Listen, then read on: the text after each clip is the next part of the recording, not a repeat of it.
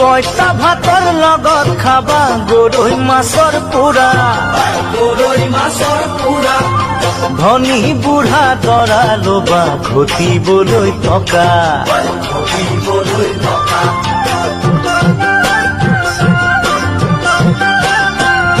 ওই পইতা ভাতৰ লগত খাবা গৰৈ মাছৰ পোৰা